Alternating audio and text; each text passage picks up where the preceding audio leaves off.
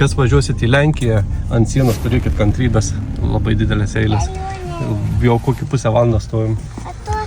O dabar taip, girdi, o turim vaikų pasus paėmė? Ne, o tu? Aš nepaėmiau, o tu irgi nepaėmė.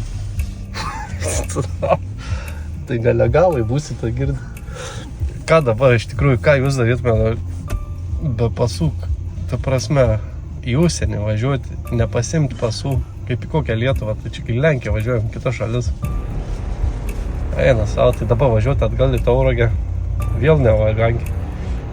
Bandom jau čia, ką žinau, rizikuosim, tai nevažiuosi dabar atgal. Jeigu nužiūrėsim, kaip čia bus, be nuotikių žodžių, čia neapsieisi. Ai, ką Myra irgi tai buvo, tai parašykit, kaip sprendė tokią problemą, važiavo toliau ar sukotės atgal.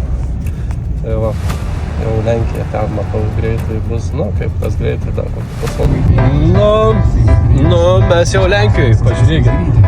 Aišku, pasus paėmėm. Fake news. Bet kas parašėt, iš tikrųjų, kas parašėt komentarą, ačiū. Mes jau Lenkijoje, viskas varom. Bet teises buvai iš tikrųjų palikęs. Jo, teises buvau palikęs iš tikrųjų. Tai va tiek žinių, važiuojam toliau.